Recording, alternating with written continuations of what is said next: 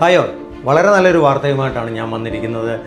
എല്ലാ വർഷം പോലെ ആകെ അലങ്കോലമായി കിടക്കുന്ന IUPSൻ്റെ എക്സാമുകൾ, അതായത് ആ ഒരു സീക്വൻസ് RRB ആദ്യം ഇത് SBI തോന്നിയ പോലെ എന്നൊക്കെ മാറ്റി ഗവൺമെൻറ് മാറ്റങ്ങൾ കൊണ്ടുവന്നിരിക്കുകയാണ്.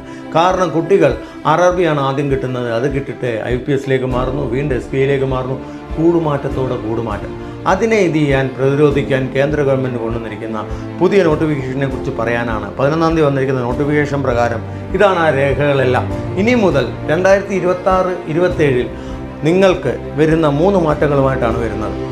ആദ്യം SBI റിസൾട്ട് അനൗൺസ് ചെയ്യുന്നതാണ്, എക്സാം അല്ല. ആദ്യം SBI റിസൾട്ട് അനൗൺസ് ചെയ്യും, അത് കഴിഞ്ഞ് IUPS അനൗൺസ് ചെയ്യും, അത് കഴിഞ്ഞ് മാത്രമേ RRB അനൗൺസ് ചെയ്യത്തുള്ളൂ. അതാണ് ആദ്യത്തെ മാറ്റം. 2, PO റിസൾട്ട് വന്നിട്ട് ശേഷമേ ഈ ക്ലർക്കിൻ്റെ റിസൾട്ട് വരും. അതായത് ആദ്യം വരുന്നത് റിസൾട്ടാണ്, എക്സാം അല്ല. അത് നിങ്ങൾ പ്രത്യേകം ശ്രദ്ധിക്കുക. ആദ്യം വരുന്ന SBI PO, അത് കഴിഞ്ഞ് IUPS PO, അത് കഴിഞ്ഞ് RRB PO, ദെൻ ക്ലർക്കുകളെല്ലാം അതേ രീതി SBI, IUPS, RRB എന്നുള്ളത്.